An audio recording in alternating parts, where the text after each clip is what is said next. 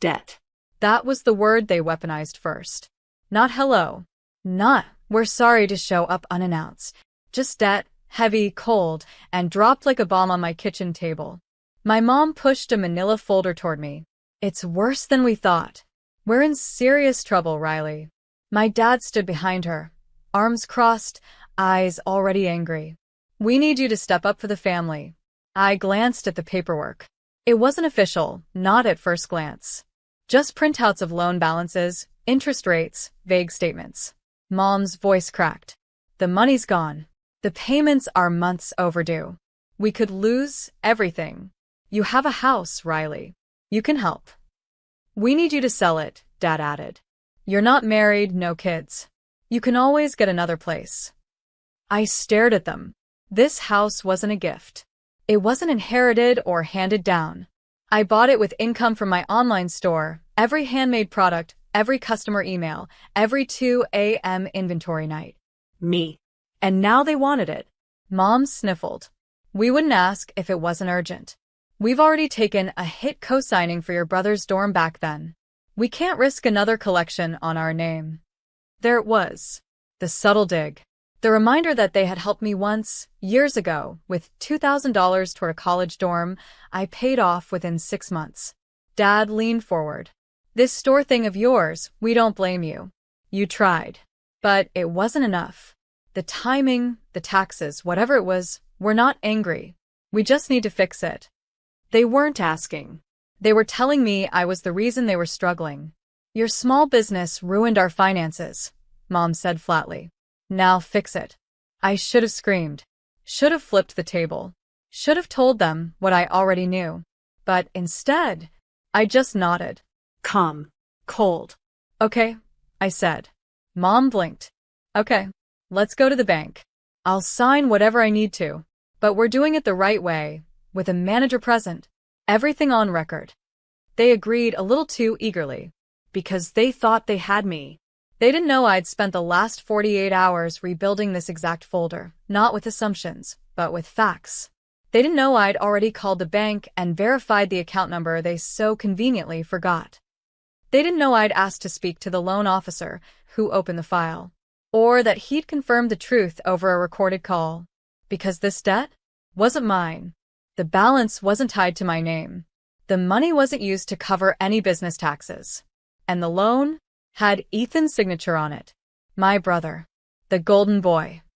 The one they never questioned. The one who crashed 2 cars, got bailed out of college debt, and still got a birthday trip to Mexico last year. I didn't say anything as I walked them to the door. I just smiled. Because I wasn't going to argue about my worth. I wasn't going to defend my business. I was going to let the bank manager do it for me. My name is Riley. And from wherever you're watching this, stay with me.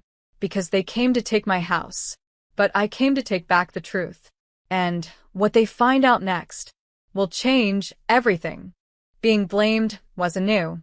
I was always the one who cost too much, asked too many questions, and needed too much attention. My brother Ethan? He was the miracle. The one who could wreck the car and still be met with. He's just under pressure. He'll bounce back. I once came home crying after getting an A-, because I knew it wouldn't be enough. Mom said, "Don't overreact. You're not failing. Yet." Meanwhile, Ethan failed 2 semesters of college and still got a new laptop. They never called it favoritism. But it was always there, in the way they spoke to him, like he was made of potential. And, to me, like I was made of burden. Even when I started my online store, candles, custom home pieces, little things I poured hours of design into, they rolled their eyes. "That's cute," Dad said once. "But when are you going to get a real job?" "It's a hobby, not a future," Mom added. When I made my first $10,000 month, I told no one. Because when you're the family's punching bag, even your success becomes something they'll either minimize or take credit for later. I saved quietly, bought my home quietly, renovated the guest room into a shipping space, labeled every box with my own hands. Ethan, meanwhile, floated from one dream to the next. First it was crypto, then personal training, then some sports consulting hustle where he claimed he'd land professional athletes as clients. all funded by mystery money. Dad once gave him $5,000 to clear his head after a breakup. Mom let him use her credit card just this once for a drone and GoPro he never used. But when I once asked to split the bill at dinner, you'd think I'd set fire to the table. You're the one with the business, Mom snapped. We paid for so much when you were younger. You owe us. I was always in debt to them, emotionally, financially, even spiritually, because daughters like me aren't raised to thrive. We're raised to repay. So when they came storming into my home blaming me for the family's debt, it wasn't new. It was just louder. The tone was familiar. You cost us. You failed us. You owe us.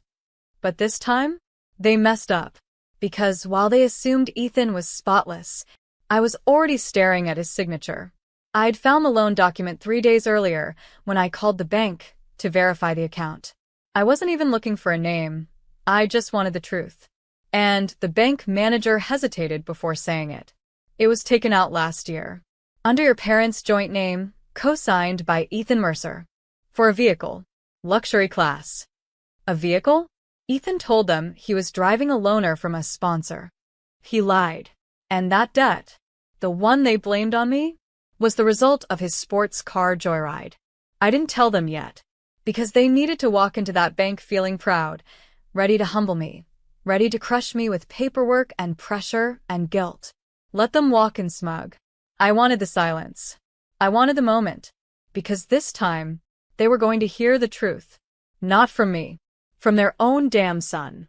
After they left my house, I sat at the kitchen table for a long time, not crying, not panicking, just staring at the folder they left behind. At first glance, it looked convincing: past due balances, lender names, interest rates, minimum payments due. But something didn't sit right. They claimed the debt was tied to missed business taxes, supposedly mine, but I've been using the same small business accountant for 4 years. I knew my books were clean. I paid early. I kept records. My accountant's literal motto was receipts or it didn't happen. So I did what they never expected. I read carefully, line by line. I started cross-referencing the papers with my own records. None of it matched.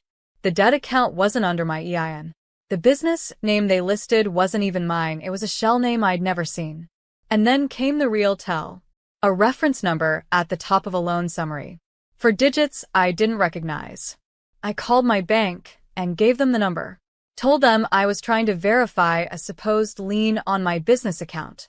The rep pulled up the file. That's not tied to a business account, ma'am. It's a personal loan. Issued to 2 primary account holders. Joint. I sat up straighter. Whose names? She paused. I'm sorry. I can't share that.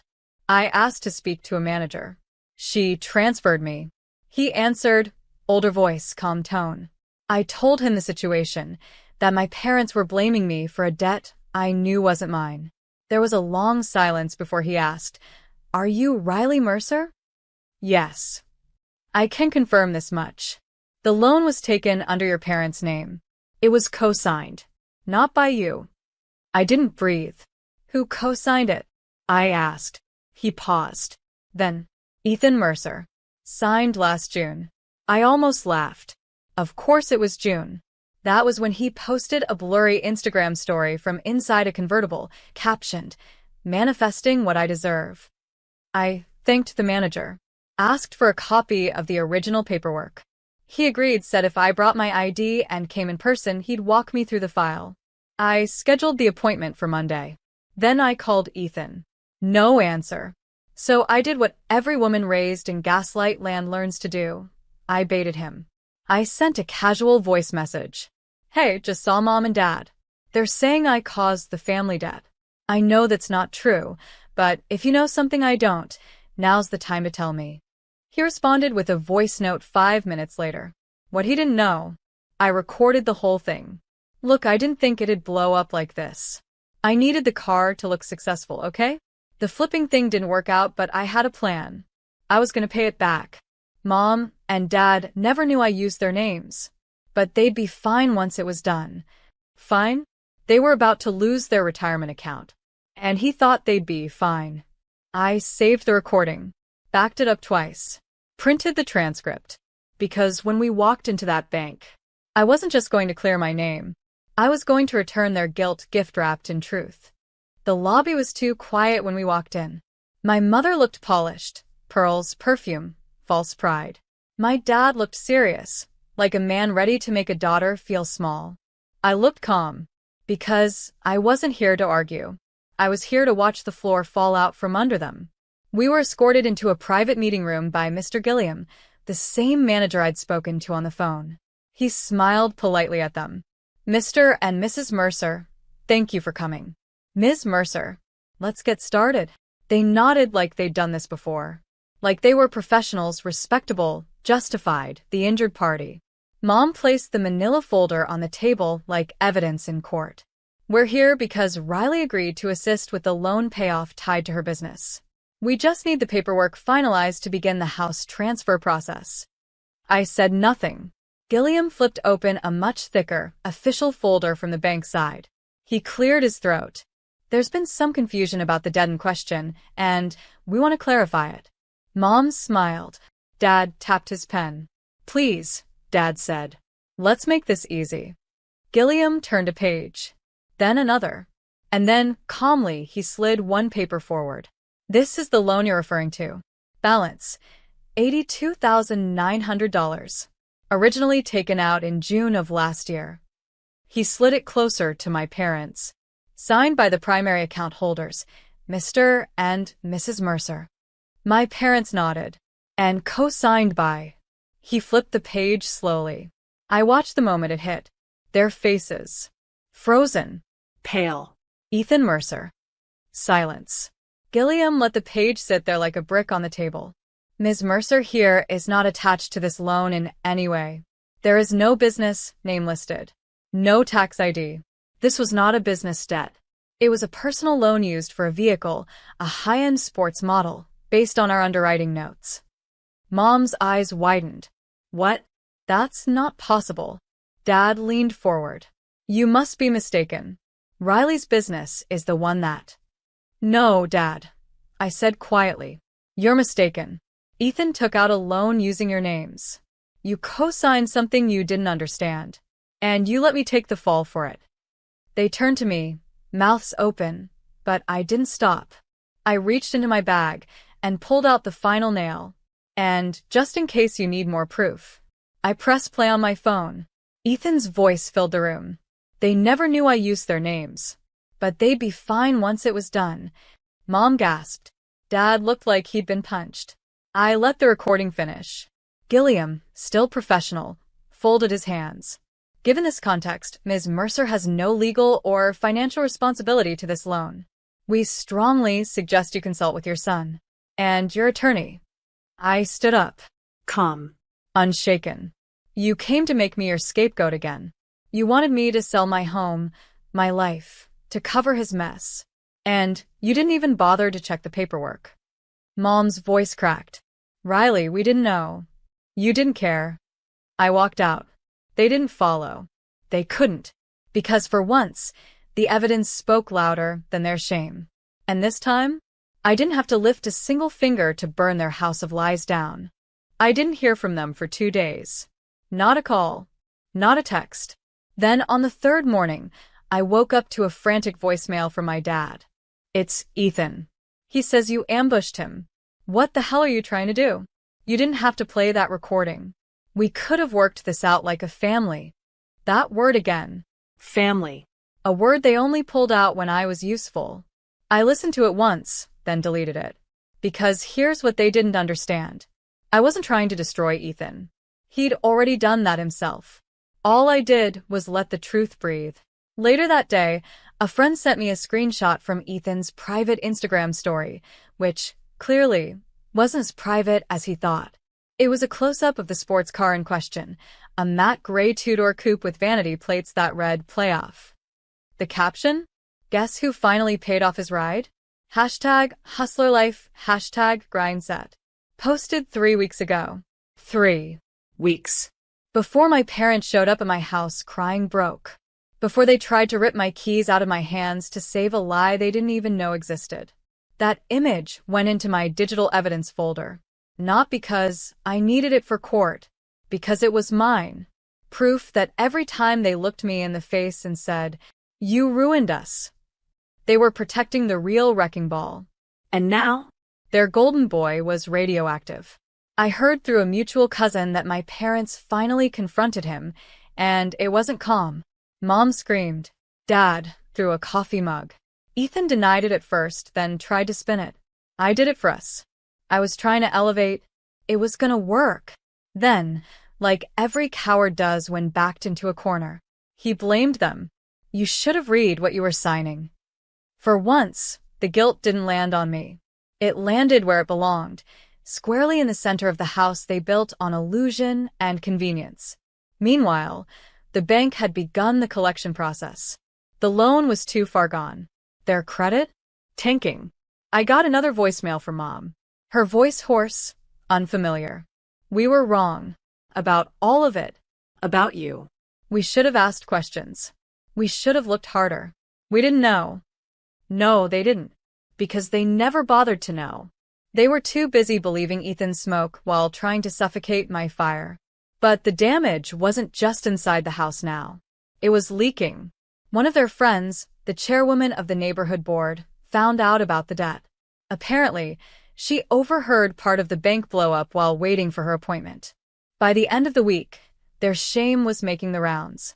Polite whispers like razor blades. They tried to steal from their daughter. Thought they raised a CEO, but it was just a con man in Gucci. You know Riley paid for that house herself, right? Girl built an empire while they backed a liar. I didn't say a word. Didn't post. Didn't subtweet.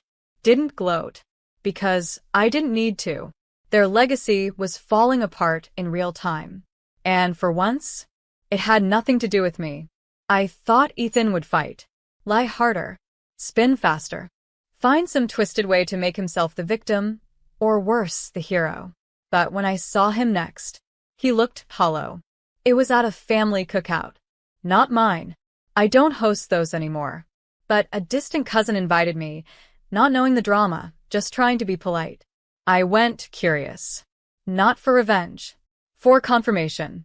To see the boy they worship standing in the wreckage they used to call potential. And there he was. Hoodie. Sunglasses. Slouched shoulders. He didn't even park the sports car. Because it had been repossessed. Turns out, after the bank launched full collection efforts and placed liens on my parents' accounts, the repo company swooped in fast. The car he bought on their names? Gone. The business he said he was launching? Didn't exist beyond a Canva pitch deck and 3 fake LLC documents. His Instagram? Scrubbed. Deleted. His friends? Silent. The moment the money ran out, so did the crowd. But I didn't go near him. I just watched. From across the lawn, he glanced at me once, and that was all it took. His shoulders sank even lower. He knew I wasn't coming over. Because this time, he had to sit in it. Alone. The same way I did when I was 25, curled on the floor of my first shipping room, crying because a customer threatened to sue over a broken candle and I had $6.19 to my name. I sat in it, built through it, owned it, and no one, not even my family, offered me a lifeline. Now, it was Ethan's turn. Later that night, my parents tried to call me. Again. This time it was Dad's voice on the voicemail. We can't believe how blind we were. He fooled all of us. I thought he had it under control. Pause. And we took it out on you. You didn't deserve that. Pause. I know it's too late. But we're proud of what you've built. I saved the message. Not because I needed it, but because I want a record of what finally broke them. Not my failures. Their own faith in the wrong child. They gambled everything on Ethan. And when it all burned, they came running to the daughter they left in the cold. But I didn't open the door. I didn't rage. I didn't post screenshots. I didn't demand apologies on my knees. I just kept moving. I had client calls, inventory to restock, an upcoming launch with a sustainable brand that had been following me for 2 years. My life had outgrown them. And that was the real revenge. Not watching Ethan fall, but realizing I didn't care whether he got back up. Because I was no longer living in reaction to their chaos. I was no longer the sibling in the shadows. I was the one with stability, peace, control, and no more need to prove a single thing. Ethan's collapse wasn't my triumph. My boundary was. I didn't plan to go public. For a long time, I believed dignity was quiet. That growth meant walking away with your head high and your mouth shut. But silence is only powerful if you chose it. And mine was forced. For years, I swallowed the guilt, the blame, the shame of being the problem child. I let them call my business a hobby. I let them call my stability luck. I let them say I should be grateful they let me stay. I was done letting them say anything. So I wrote a post. Not a rant. Not revenge porn. Just a clear, honest caption above a photo of my first apartment floor, covered in bubble mailers and handwritten thank you cards from customers. I started here. Alone. Laughed at, overlooked, called a dreamer. Years later, my family tried to take the home I bought to cover a debt I didn't create. They said it was mine. It wasn't. I stayed silent to keep the peace. But silence doesn't protect you. It protects them. I'm not silent anymore. The post blew up. Not viral in a celebrity way, viral in a real way. Women commented. I was the scapegoat too. My brother stole my credit score. Thank you for saying this. They said I was selfish when I refused to bail the family out. I cried reading this. People didn't just read my story. They saw themselves in it. That's when the DMs started flooding in. Then podcast invites. Then panel requests. A week later, I sat down on a podcast titled Quiet No More and spoke into the mic for the first time without trembling. My name is Riley. I built my life in silence because speaking up made me the villain. But if they call you a problem every time you ask to be respected, maybe the problem isn't you. Maybe the problem is what they want you to accept. That clip alone got 2 million plays. The next day, I launched a new branch of my store. Not yours. Statement pieces. Minimalist designs. Every product labeled with phrases like, daughter, not doormat. Silence was never consent. Not the backup plan. Built without permission. It sold out in 4 hours. I donated part of the proceeds to a fund that helps women reclaim financial identity after family credit abuse. Something I wish I'd had. Then I created a space. The Riley Mercer Grant. $5,000 for first-time women entrepreneurs building their business with no support. In the application, one question. What's one thing they said you'd never do? I wasn't just moving on. I was planting flags. Because being erased doesn't mean you stop existing. It just means it's time to paint your story on the walls they tried to push you out of. And when they see your name there, they'll know you didn't just survive. You rewrote the whole script. They asked to meet one last time. Not over the phone.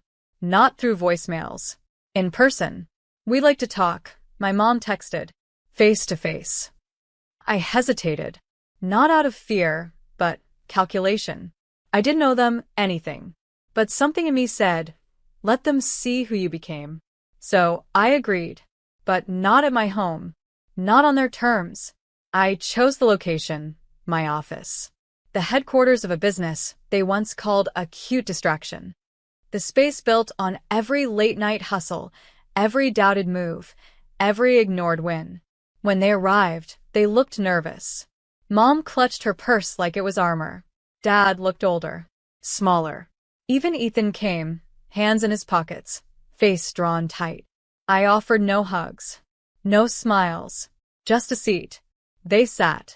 The silence was heavier than their apologies could ever be. Dad spoke first. We've been watching. Seeing what you've done. It's impressive. I nodded once. Mom leaned forward. We were wrong. About everything. We blamed you for a mess that wasn't yours. We should have believed you. I said nothing. Ethan cleared his throat. I was selfish. I get it now. I ruined things for everyone, but especially you. I'm sorry, Riley. It all sounded sincere. Polished. Almost rehearsed. Then Mom said the thing I knew was coming. We just want to move forward. Start fresh. Be a family again. There it was. The real ask. Not forgiveness. Access. They wanted back in. Back into the comfort. Back into the house they tried to steal. Back into the life I built without them. I stood, walked to the window, then turned and finally spoke. You blamed me, shamed me, tried to take from me, and never once stopped to ask how I was even surviving. They stayed silent. You wanted me to sell my house, to fix a lie someone else wrote, because it was easier to point at the daughter you never understood than to look at the son you raised like royalty. Mom opened her mouth, but I held up a hand. You thought I'd go quietly, that I'd swallow it again. That's what shocked you, not the loan, not the car, not the mess. What shocked you was that I didn't break this time. They all looked away, so I gave them what they came for. A line they never forget. You want to start fresh? Start with yourselves. Because I already did. And it didn't include any of you. Mom started to cry. Ethan said nothing. Dad just nodded like deep down he finally understood. I walked to the door. Opened it. They left without another word. No drama. No begging. No, we'll change. Just the sound of a door closing behind them. Not slammed. Not locked. Just done. That night, I stood in the hallway of my home, the one they tried to take, and looked around. Light. Clean. Quiet. Mine. My phone buzzed a notification. Order #8/624 confirmed. Then another. Riley Mercer grant recipient number 4 funded. I smiled. Because this was the legacy they never imagined I'd build. One that didn't just survive their absence, it thrived in it. They blamed me for what they were too afraid to face. I didn't fight them. I just showed them who I became when they stopped holding me down.